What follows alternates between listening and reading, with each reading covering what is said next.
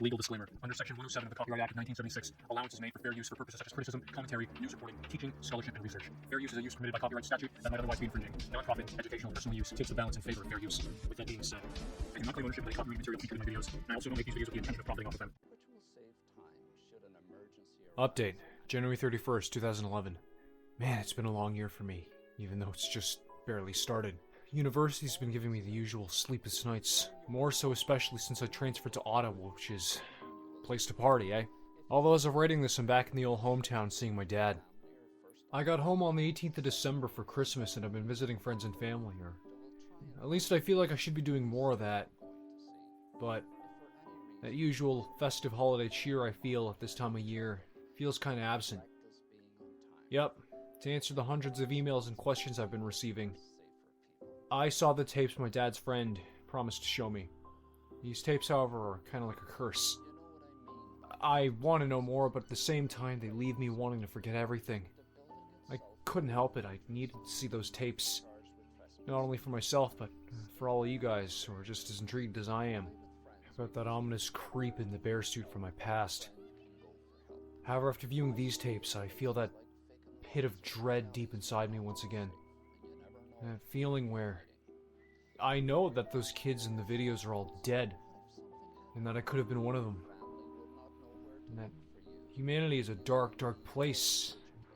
If you haven't skipped that rambling to get to the juicier details, thank you, I'll get to it. On January 1st, smack dab on New Year's Day, I called up Mitch and asked if there was a time I could come by and view the tapes. Things were pretty slow at the station because of a snowstorm, so he said that I could come at any time. Those tapes were located at a branch not too far from where I was at the time, so I decided to brave the slushy Brampton roads and the borderline demolition derby of terrible Brampton drivers, making my way to the regional police station located at the Bromley City Center. I met up with Mitch at a little front desk. He then led me to a small office on the second floor. He got me seated and went into a little back room to get the tapes. Before leaving to go fetch the tapes, he turned to me and asked, "I know you're curious, but are you really sure about this?" Of course I was. Well, I thought so at least. Plus, a connection of Mitch's had to pull a lot of strings to get me in here, so I didn't want to waste the opportunity. Now, this particular station had 2 tapes on hand. I was only able to watch a few minutes of footage, however, because the second tape was apparently so damaged it couldn't be properly played on a VCR. Mr. Bear's Cellar, episode 30. Mr. Bear never ceases to disturb me. The episode appeared to have been shot in a forest at dusk, which made the whole process of being able to see a lot harder considering he didn't reuse that night vision camera from Paint with a Soul. The episode started with the camera facing Mr. Bear himself with it being held in his paws. God, that bear mask looked a lot more sinister under the shade of the trees. Then that unmistakable muffled voice then began to speak up. "Hello, children! Today I'll be doing a wonderful thing for my friends. I'll be delivering them to a faraway land where they'll surely be happy." Mr. Bear then turned the camera around to show an ATV with an attached trailer, but what stood out about this trailer was that it contained 7 motionless children lying side by side. "This here is the first load, but more will be on their way soon."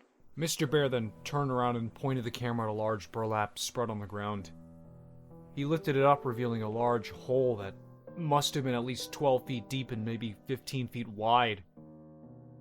The rest of the episode consisted of Mr. Bear taking each kid and tossing them into the hole. I asked Mitch if they were dead, to which he replied, "Not yet." Soon all the kids were in the pit. Some were in awkward positions due to being haphazardly thrown in, but they remained unconscious. Or at least I couldn't tell if any of them were conscious. "Vitamin C's gonna sure come in handy for the journey these kids are going on." Mr. Bear then started to break into song and dance as the camera panned on a bunch of jugs full of kerosene. As the episode ended, Mitch revealed to me that those were 7 of the 16 victims. That kerosene is what the man playing Mr. Bear used to set them on fire. A pit full of burning children. Who the fuck would do that?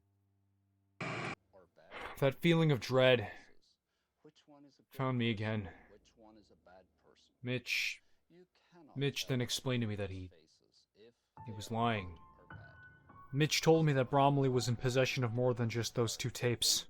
Some more from that discard pile of lost episodes were found and restored. He also told me that other tape confiscated by Bromley, it worked. And it contained footage of the actual burning.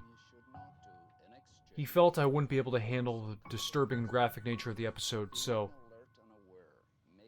You know what, maybe I can't. I don't even want to see it. I might be satisfied for now, but... I just need some time to get myself together. The thing is, though, the man who ran Camden Local 21... He's still out there. More to come soon. Elliot.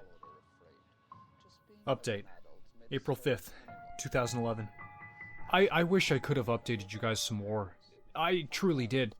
However, certain circumstances turned me off the whole Camden Local 21 thing for a while. I've since had hundreds of emails and people replying to my blog, even a magazine company getting in touch with me about the whole story, but now I guess I feel comfortable, ready to clear the air with you guys on what's happened these past few months. Now, the story of Pandora's Box. It's true. It's true. I've opened it. This was another set of episodes from that box of discard tapes. I hadn't seen much of Booby in a while, so I was curious to see what would be involved in these. I was warned, though, that these tapes were especially disturbing. Booby, episode 29. Pinata Party. The episode started off quite normally. Booby and his friend were talking about planning a party for their friends. Booby enthusiastically suggested a pinata for one of the party games. His friend agreed, and then Booby's puppeteer started making odd motions with his fingers towards the camera. The episode then suddenly cut to a dimly lit room. No, it wasn't the all-too-familiar dimly lit room. This one appeared to be an empty pantry of some sort. What hit me instantly was that there was a man bound to a chair in the middle of the room. His body, it appeared lifeless and slumped over to one side. When another man walked up from behind the camera, the man in the chair began to struggle. He tried to scream, but his mouth was covered up by some sort of a gag. He was wearing some sort of a dark hood as well, physically obscuring him from the camera. The other man, he took a metal baseball bat and held it over his head. He took a swing and landed a hard blow. The audio quality dulled the sound, but it was deep enough that I knew he hit hard. The man in the chair was now lifeless and slumping forward. The man with the bat continuing to swing and hit the man in the head over and over again until the man in the chair started to splatter so much blood that it painted the walls and the ceiling red. This continued for the remaining 3 minutes of the episode's runtime. After the episode ended, I asked if the man in the chair had been identified. Apparently, he was the father of one of the children abducted by the showrunner. It turns out this episode had also been filmed during the summer of '99. The exact date the police don't know, but it's speculated to have been filmed sometime between the broadcast of Mr. Bear episode 23 and those repeat broadcasts of invitations to Mr. Bear's house. Booby, episode 30. Children of Light. The episode opened up just as every other episode I'd seen. Booby was rocking back and forth. After a few seconds, Booby turned towards the camera and said, "Songs are sung best when sung by children." The puppeteer's hand then disappeared out of view from the scene. After a few more seconds, the picture suddenly cut to a forest outside, aimed towards a bonfire in a small pit. It was nighttime and it appeared to be filmed in a small clearing, which was hard to tell from the camera quality. The camera then zoomed into the fire pit, which was burning fairly steadily. Suddenly, a small human hand was forced into the fire, presumably belonging to a kid, and it was being held in place by 2 larger, adult-looking hands. Since the cutout of Booby's set, there was no sound, until a few seconds into the fire pit, where a song appears to have been edited over top. The song I recognized from my childhood. It was a song I'd sing in church or at school. I spent my elementary years in a Catholic school. Children of the Light. That song began playing as the hand was being pulled into the orange flames. It continued as it struggled to escape the larger hand's grip. It continued as the flesh of the hand began to turn beet red and start peeling away. It continued as the dark smoke began rising from the hand. It must have taken only a few minutes for the hand become completely blackened, save for a few instances of white bone being visible under the charred flesh. Fuck, that image just burned into my mind. The kid's arm went limp and stopped struggling after a while. that's when the recording cut off. Mr. Bear's Cellar, episode 31. That second tape being held in the Bromley precinct. Now this episode is what I feel made me halt my investigation into Local 21 these past few months. After a few weeks of playing silent, I decided to ask Mitch if I could see that second tape he talked about. I don't know why, I just felt compelled to find some sort of closure. Mitch was very obviously reluctant to show it to me, but I was persistent. He gave me an offer. If I was still interested by the time I turned 20, he'd show me the tape. Not being able to do much else, I just played the waiting game. By the time my 20th birthday rolled around, I was still definitely interested in viewing the tape. I gave Mitch a call, during which he admitted he'd hoped I'd forget about asking him again, but I wasn't taking no for an answer. "You really don't need to see it," he kept telling me. But I did. I did need to see it. I had to at this point. And surely enough, he invited me to the Bromley station one Monday afternoon. Having watched every Saw film and a video of an animal slaughterhouse in my ethics class, I was sure I'd be able to handle whatever the tape could throw at me. How naive I was. Even when Mitch went to collect the tape from the evidence. The officer in charge of the evidence locker shook his head and he had this clear, desperate look of "What are you doing?" written all over his face. Mitch explained to me that this tape contained the last known episode of Mr. Bear's Cellar, at least that ever aired. I was, of course, showered in that familiar feeling of dread, but this time it felt more overwhelming than it had ever been before, as I was preparing myself to witness firsthand what the hell happened to those 16 kids. The episode opened up in that same forest the other episodes we previously looked at were set in. Although I'll admit it took me a while to recognize that was the same forest, as this episode seemed to be filmed later on in the night. But on that note, what caught my eye was the light source being used to keep the episode visible. A big orange glow. A glow that the camera was panning closer and closer towards, with smoke billowing out, revealing it to be coming out of a big hole with flames peeking out of the top. It was at this moment when Mitch paused the tape and asked, "Are you really sure you want to see what's after this?" I insisted, even though I felt like I had to fight off the urge to keep myself blissfully unaware. The tape continued. The cameraman moved towards the hole, indeed showing a pit of fire. This was the hole that I had seen in the previous episode, only this time it was filled with shapes. I could see them moving around, fluttering, flailing, some motionless already. I knew perfectly well what they were. The camera began to adjust to the light. Burning flesh. Of red, black. A surreal movement of colors. I wish I could forget about what I saw. But you can't forget a scene like this. Human beings. Small fucking children. A fate I was close to meeting. The tape then cut to dawn. The camera now positioned farther away from the hole. The fire was out, but there was still smoke rising up. There was a figure up ahead. I recognized it right away. A Mr. Bear suit. It was empty. Laid out on the ground. It looked just as unnerving. The suit was laid out in the shape of a cross.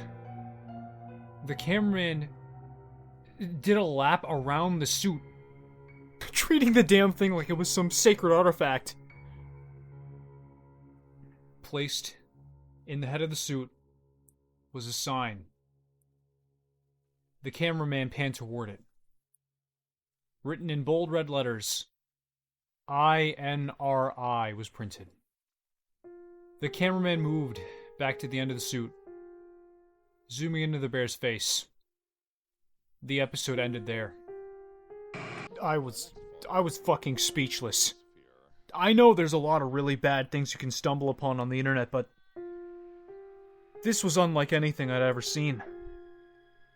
Mitch asked if I was alright, and I replied with a shaky yes. As we left the station, I assured him I was alright and that the video did leave me some form of closure. He didn't seem too confident in it, but we still left it at that. He was right, though. I had nightmares about it for weeks. I gave up. I didn't care about the whole thing anymore. Some fucking psychopath burned a bunch of kids alive, luring them in with the TV show. I could have been one of those victims, yet I'm still here. I'm confused because I don't know if I should feel grateful or guilty. Am I really only here by luck? Well, 10 months later I'm back, but there's another elephant in the room I feel worth addressing. My email, it's been flooding with messages. Some people just curious, wanting more details. Some people asking me to upload the tapes. And I get it. I was curious too, but I've explained before they're still in police possession, and even then I still don't have the gear to get a VHS on my computer. But I feel most alarming of all, there's a lot of people out there trying to get a rise out of me by impersonating Mr. Bear. You're not fooling me. Alright, when you have dozens of people pretending to be one fucking person, it doesn't work. I've even seen a fake Camden Local 21 YouTube channel. That's real cute. But the most egregious part here is that someone, to this day, is still trying to hack into this account. Going so far as even getting in at one point and fucking around with entries I've put on the blog. I've even contacted Webmaster and I've been told that a bunch of changes were attempted to be made on Halloween, yeah.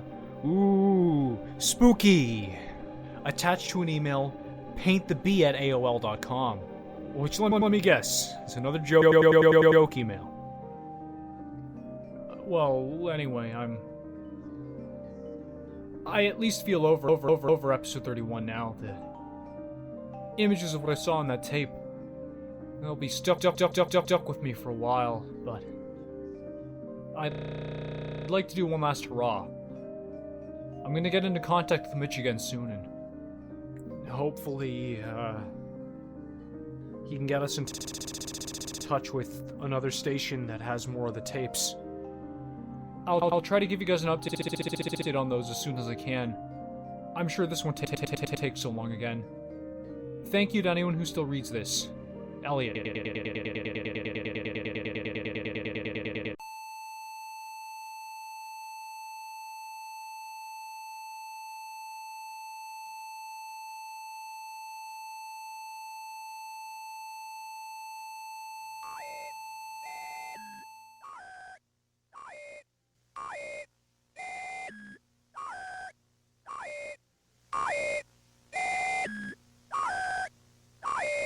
Once upon a time, there lived a little boy named Elliot. Elliot was a clever little boy who loved playing with his friends. One day, he watched a lovely little television show about a bear and his children friends in the forest. The children, they loved helping each other out, as good children should. But the children also loved the bear, and the bear loved the children, since the children were so good at helping him and the fallen angel. The children and the bear, they wanted to play forever with the help of their angel friend. But the fallen angel needed even more help. So the children had to give the ultimate sacrifice Because that is what friends do, Elliot. They help each other. Help us, Elliot. I want you, Elliot. And he wants you too, Elliot. So come back to my cellar. Pretty please. With sugar and icing on top. Your friend till the end, Mr. B.